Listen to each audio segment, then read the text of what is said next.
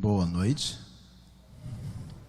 Eu vou viver com Jesus, que é a esperança para um mundo sem luz. Há uns 25 anos atrás, um assalto numa agência em São Paulo.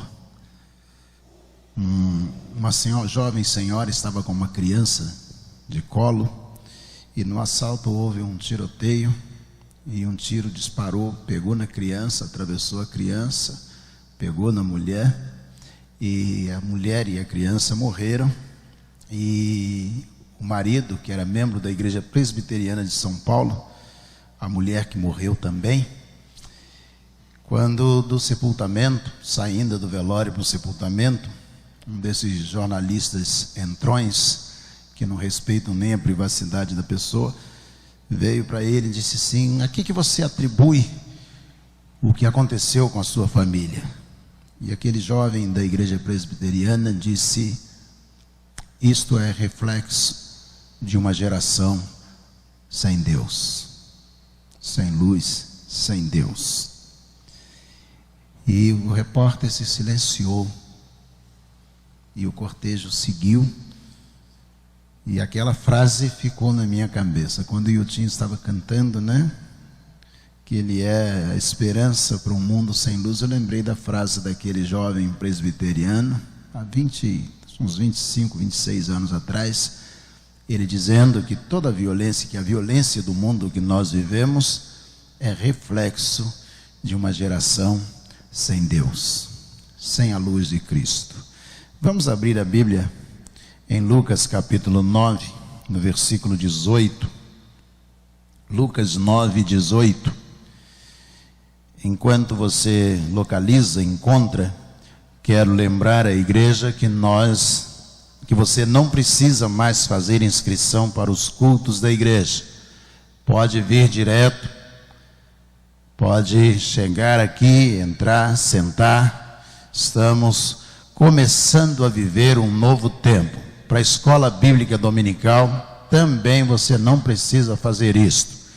Hoje eu estive no Hospital Alcides Carneiro para visitar a Verinha, nossa ministra de Educação, e eu passei um bom tempo com ela lá. A Sueli me deu a oportunidade, disse: pastor, tem um dia de visita que pode entrar, tem que chegar lá 10 para meio-dia, na hora do almoço, pode ir lá para Correias e espera lá, o médico vai dar orientação, e o senhor vai conseguir entrar nesse momento, porque está proibida até a visita capelânica, a assistência pastoral, está proibida por causa da pandemia. E nós fomos para lá, e nós tivemos assim um tempo maravilhoso com a irmã Vera.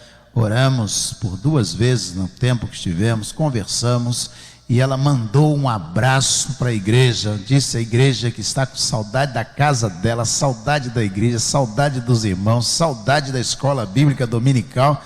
E ela diz a igreja que eu vou logo, logo voltar. E eu disse amém. E nós oramos juntos ali. Foi um período muito, muito bom.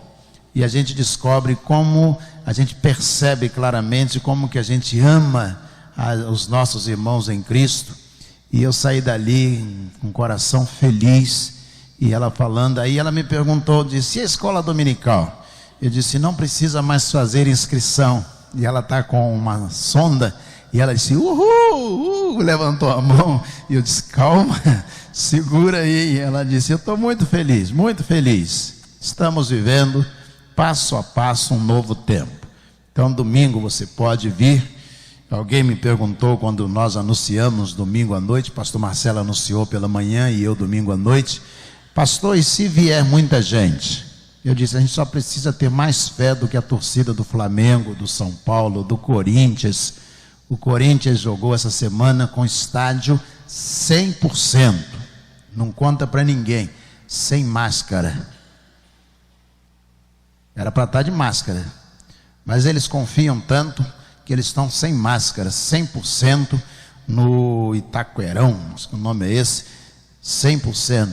A gente vem para cá, esteriliza a mão, todo mundo de máscara, todo mundo vai estar aqui junto adorando ao Senhor nosso Deus. Que venha muita gente, mas todo mundo vai usar máscara e você estará protegido. Amém? Então nós estaremos juntos adorando ao Senhor nosso Deus. A não ser aquela pessoa que quer uma desculpa. Está chovendo, eu não vou. Tem sol, eu não vou. A gasolina ficou caro, eu não vou. E aí também não vai dizer, eu não vou porque ainda tem pandemia. Aí eu não posso fazer nada. Aqueles que já não vinham quando não tinha pandemia, a gente não pode fazer coisa alguma. Vamos lá, Lucas capítulo 9, versículo 18 em diante. Eu estou com a Bíblia versão antropológica, um pouquinho diferente da que eu mandei para o estúdio. Se tiver alguma diferença, você me perdoa aí, porque eu estou lendo hoje uma outra versão e não avisei o estúdio para projetar a versão que eu tenho aqui. Certa vez, Jesus estava orando em particular, e com ele estavam os seus discípulos. Então lhes perguntou: quem as multidões dizem que eu sou? Eles responderam: alguns dizem que és João Batista, outros Elias, e ainda outros que és um dos profetas do passado que ressuscitou. E vocês, o que dizem? Perguntou. Quem vocês dizem que eu sou? Pedro respondeu: o Cristo de Deus. Jesus os advertiu severamente que não contassem a alguém e disse: é necessário que o Filho do Homem sofra muitas coisas e seja rejeitado pelos líderes religiosos, pelos chefes dos sacerdotes e pelos mestres da lei. Seja morto e ressuscite no terceiro dia. Jesus dizia a todos: se alguém quiser acompanhar-me, negue-se a si mesmo, tome diariamente a sua cruz e siga-me, pois quem quiser salvar a sua vida, a perderá. Mas quem perder a sua vida por minha causa, este a salvará. Pois que adianta o homem ganhar o mundo inteiro e perder-se ou perder a sua alma, destruir a si mesmo. Vamos orar? Senhor, muito obrigado, ó Deus, por mais um dia de vida. Obrigado, ó Deus, porque segundo após segundo, minuto após minuto, hora após hora e dia após dia, nós vamos percebendo o renovar das misericórdias do Senhor sobre cada um de nós. Nós nos alegramos, ó Deus, porque o Senhor tem nos encorajado. O Senhor tem nos dado vitória, mesmo nas situações mais adversas, mais intensas, ó Deus, contrárias à nossa existência. E nós te agradecemos, ó Deus, pelo favorecimento que o Senhor tem nos dado na vestimenta, na alimentação. Muito obrigado, Deus. Nesta noite nós precisamos, ó Deus, tão somente da palavra do Senhor no nosso coração. Por isso nós pedimos que tu possas, ó Deus, transportá-la das Escrituras Sagradas para o coração de cada um de nós. É a nossa oração em nome de Jesus, o nosso Senhor. Amém. Amém. Jesus encontrou muita resistência para que entendessem quem ele era. E quase sempre quando alguém percebe que as pessoas não conseguem entender quem ele é, essa pessoa gasta boa parte da sua vida tentando convencer, tentando explicar a outras pessoas quem ele é. Imagine você, um cientista desconhecido, um cantor desconhecido, não reconhecido, e nesse mundo que nós vivemos, as pessoas passam a ter traços pessoais para serem identificados no coletivo. Um jogador de futebol, por exemplo, pinta o cabelo de determinada maneira porque é fácil ser reconhecido no trânsito, dentro do seu carro, ou num shopping, um lugar de compras. Então ele usa determinados artifícios, essas pessoas, para que elas sejam identificadas. Às vezes extremamente extravagantes, ou normalmente extravagantes, para que sejam identificadas. E nós vivemos num mundo exatamente assim. Jesus está com os discípulos e ele pergunta aos discípulos: o que é que, ou quem eles estão pensando que eu sou? Vocês têm noção do que estão dizendo a meu respeito, do que as pessoas estão pensando ao meu respeito? E aí os discípulos tentam dar a Jesus um relatório breve de qual é o pensamento coletivo a respeito dele. E dizem, uns estão dizendo que tu és Jeremias, outros estão dizendo que tu és João Batista, tomando também Mateus, outros estão dizendo que tu és alguém, um profeta que ressuscitou dentre os mortos. Há um cogito popular, um murmúrio popular a respeito de quem o Senhor seria. Jesus, ao perceber, ao ser informado pelos apóstolos, que a narrativa coletiva, ou seja, a narrativa popular, estava errada a seu respeito, Jesus poderia envidar os seus esforços, os seus discípulos, o seu tempo, canalizar todo o seu potencial para que as pessoas pudessem entender quem ele era. Mas essa não é a natureza do reino de Deus. Não se gasta tempo com aquilo que é desnecessário. Não se gasta tempo com aquilo que é secundário. No reino de Deus você deve marchar, você deve mirar naquilo que é fundamental. Já dizia John R. Stott que o principal é fazer o principal da coisa principal. Ou seja, você não possui tempo a perder. Quando eles disseram, olha, uns estão pensando que o Senhor é Jeremias, Jesus poderia dar uma lista enorme para que eles entendessem que ele não era Jeremias. Olha, estão pensando que tu és João Batista. Jesus poderia tecer uma linha de argumento para que eles entendessem que ele não era João Batista. Estão pensando que o Senhor é um profeta que ressuscitou dentre os mortos. Jesus poderia estabelecer uma discussão ampla a respeito da ressurreição. Existe ressurreição, a visão de ressurreição no Velho Testamento. Há essa possibilidade na teologia veterotestamentária sobre a ressurreição. Jesus não perdeu esse tempo. Nós é que perdemos esse tempo muitas vezes discutindo coisas que não são essenciais. Gastamos tempo, até tempo do reino de Deus, com coisas que não são essenciais no reino de Deus. E aí Jesus usa o método que eu creio que seria eficaz para todos nós. Devemos começar de onde nós estamos. É atribuído a Paulo Freire na educação começar com o indivíduo a partir de onde ele está. Na verdade, você percebe isso no Novo Testamento o tempo todo, desde a maêutica socrática, a linha de argumento de Sócrates, até o próprio Jesus Cristo, começando com o indivíduo do lugar em que ele está. Jesus deixa então o pensamento da multidão, vira-se para os apóstolos e diz: e vocês? O que é que vocês pensam ao meu respeito? Quem vocês pensam que eu sou? Ou seja, se as pessoas que estão ao redor, não próximas, não conseguem entender o que você tem que fazer, o que você está fazendo, procure aquelas que estão mais próximas de você. As que estão dentro de casa, as que estão junto com você no trabalho. Procure se associar àqueles que você tem a possibilidade de caminhar com eles. E vocês, o que é que vocês pensam? Então o apóstolo Pedro, olhando para Jesus, disse para nós: o Senhor é o Cristo. O Senhor é o Filho de Deus. O apóstolo Pedro era um homem analfabeto. Expressão no grego usada no livro dos Atos dos Apóstolos, agramateos. A palavra expressão gramática é bem conhecido, gramateos, gramática para a gente aqui. A gente tem facilidade de entender o estudo da língua. O estudo do apóstolo Pedro dá a resposta principal, porque não necessariamente para entender o reino de Deus precisa de uma universidade, precisa de uma faculdade de filosofia ou de teologia, porque entender Deus é resultado de relacionamento pessoal.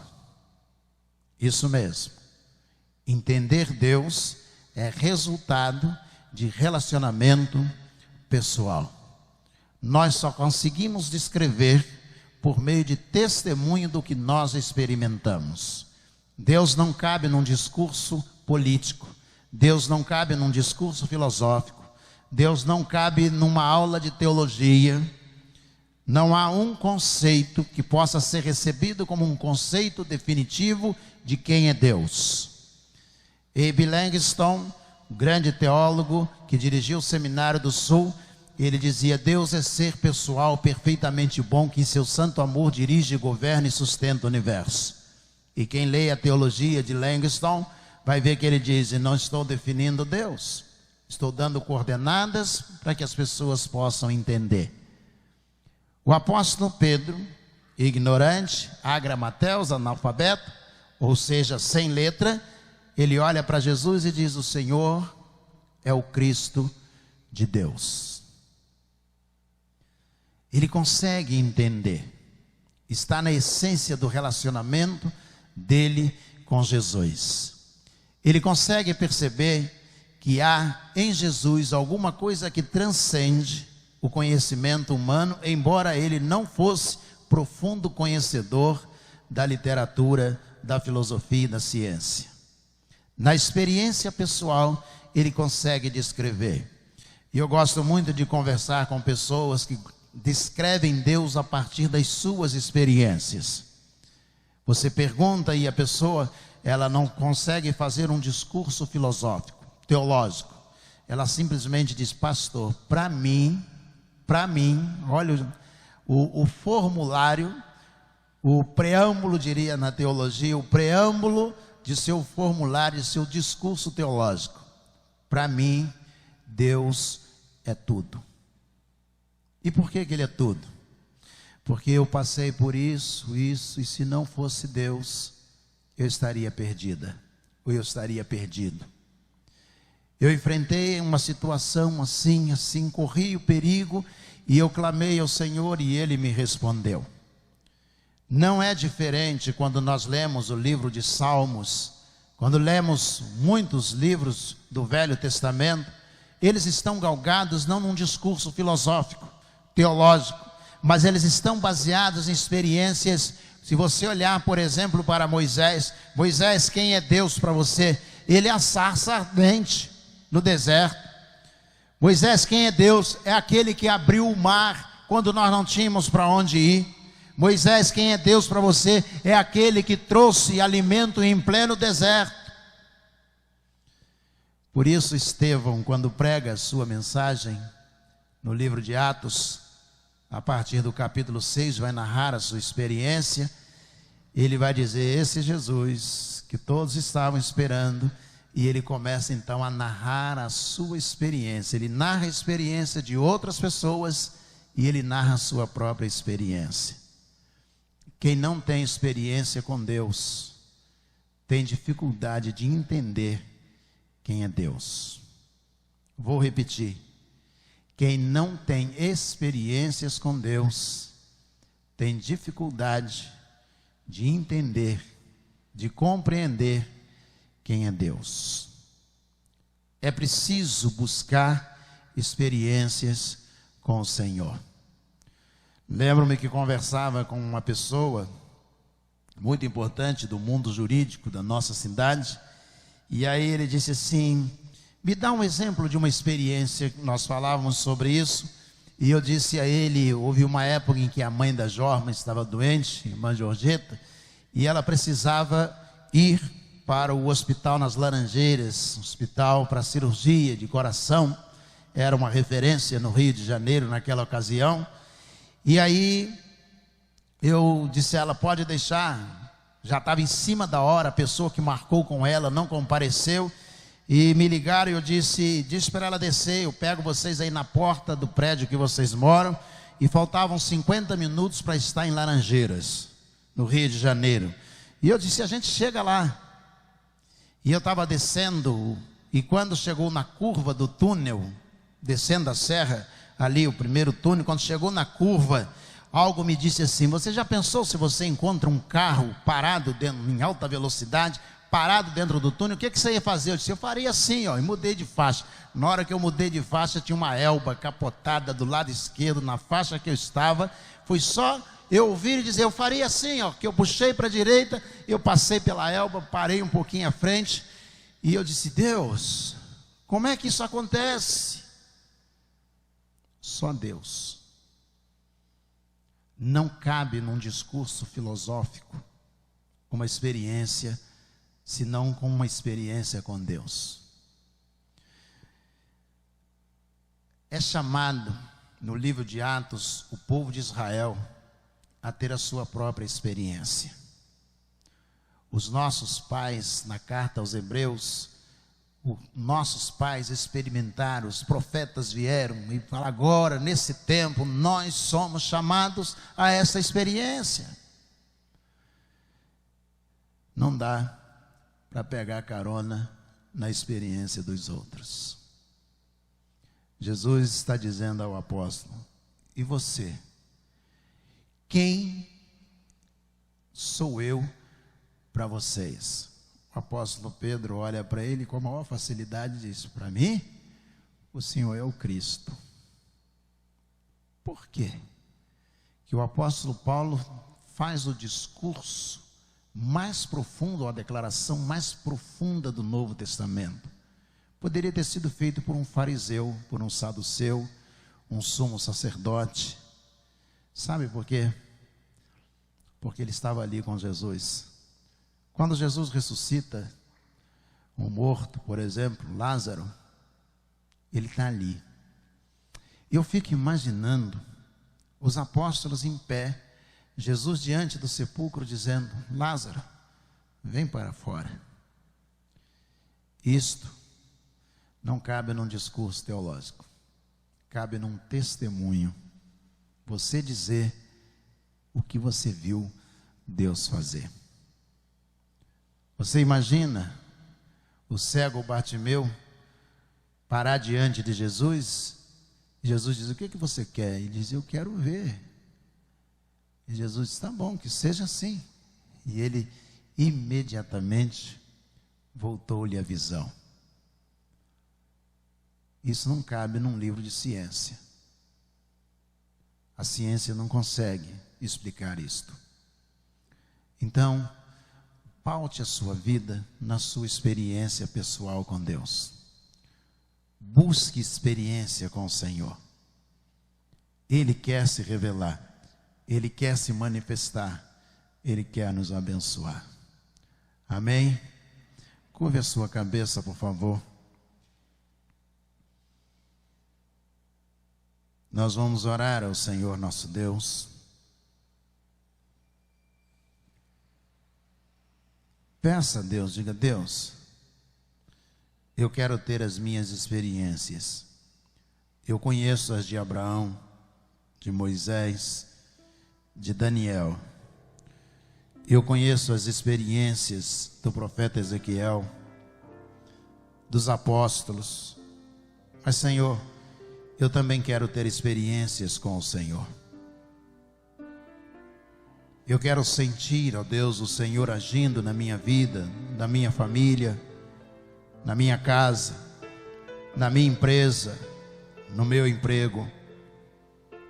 Deus, eu quero, estou pedindo humildemente ao Senhor,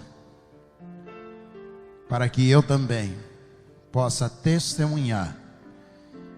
E quando alguém perguntar a razão da minha fé, eu possa dizer a ele ou a ela o que o Senhor tem feito por mim. Que eu possa ser como aqueles que voltaram da Babilônia, e eles vinham pelo caminho dizendo: nós estamos como aqueles que sonham. Grandes coisas fez o Senhor por nós, e por isso nós estamos alegres.